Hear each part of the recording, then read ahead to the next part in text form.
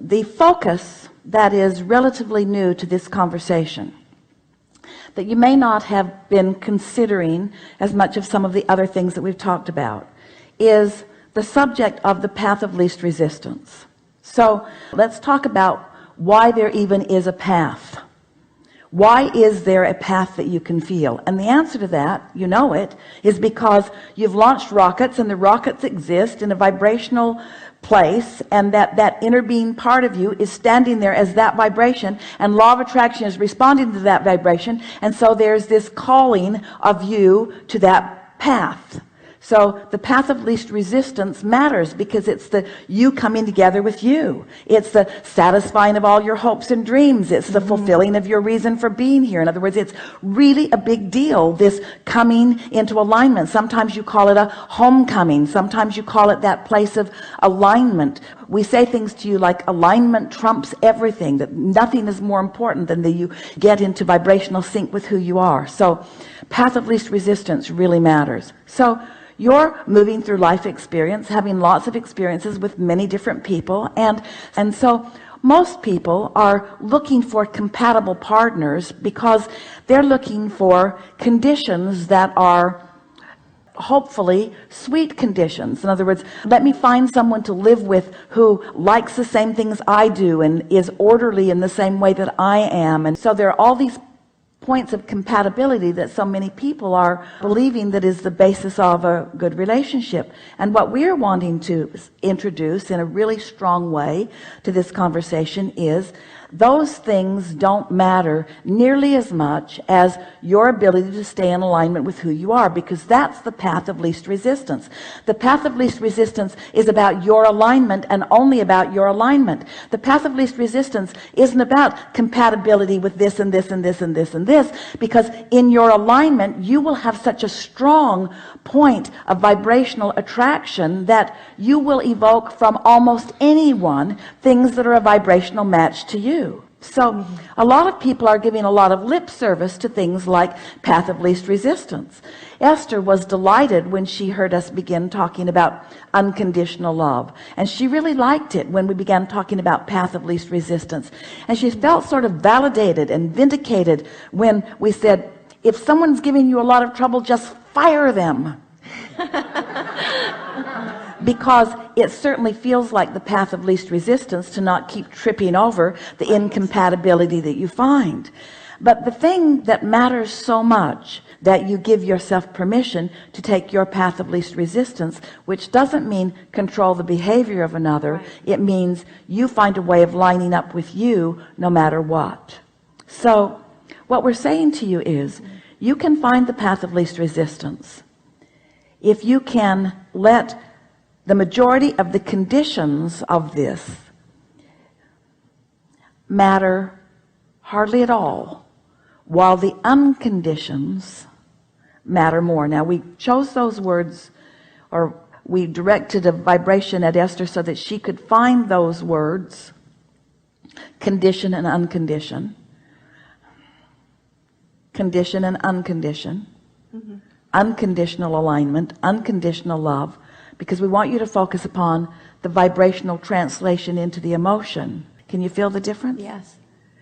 So what you want to foster within yourself, what you want to focus on right now, is the feeling of well-being that you feel when you're together, the fun that you have when you're together, the clarity that he evokes from you and you from him, the sense of well-being that you often find together, the feeling of a oneness that you find. Let those unconditions, and by unconditions we're really talking about thoughts and emotions. So here's what we're saying. Worry is an uncondition. Love is an uncondition. Happiness is an uncondition. It's a response to a condition, but it's an uncondition. Stay with us. We're going to bring you around to what we're wanting you to feel. So when you see something unwanted, you feel the emotion of negative emotion. When you see something wanted, you feel the emotion of positive emotion.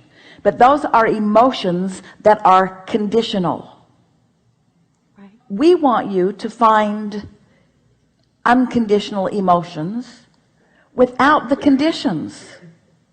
What we're wanting to convey, and we're taking our time in doing it, we want you to realize that the only relationship that really matters to you is the one between you and you. It's the one between the physical you, personality you, having the emotion and the thought right now you, and the you that's in your vortex. This is the relationship that you're working on.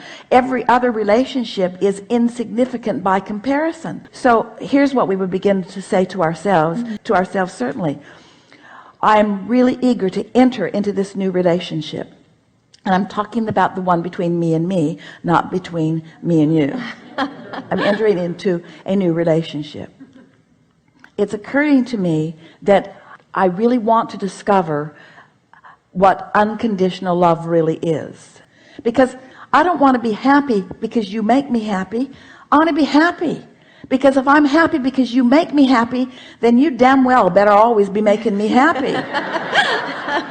I want to feel good because I found a way to feel good apart from you. I don't want to give you the responsibility for me to feel good. I have to feel good. I want to feel good. Yes. And so I'm just going to give this a little time where I show myself that I am a happy person regardless of what you're doing. And once I've convinced myself of that, then let's be together and live happily ever after. Not because we make each other happy, but because we know how to be happy and we're together. Wow. Beautiful. So that sounds real good, doesn't it? In practical terms, how are you going to pull that off? Because the first time somebody makes you unhappy, there you are again. Oh, it's you again. I need to fire you.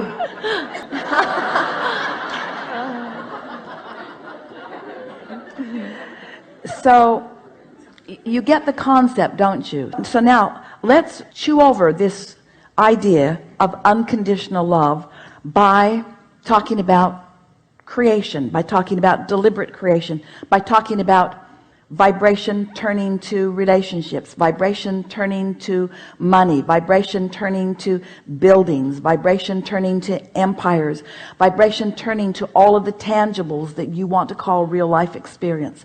But let's talk about how on the way to all of that, it's moving through this emotional realization, this emotional translation, this emotional manifestation.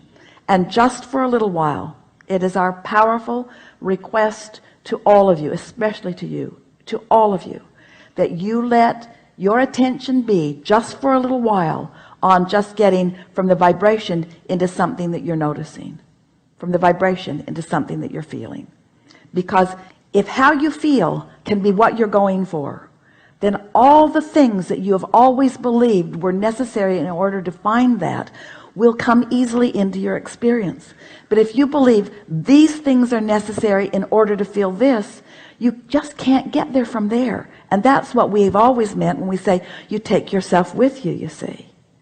We are certain that you've spent enough time, that you've launched enough rockets of desire together, that there is a potential for a wonderful relationship here. We want you to feel good because you feel good, not because someone makes you feel good. You can do this, you see. So we're not teaching independence in the sense that you're hanging out there all alone.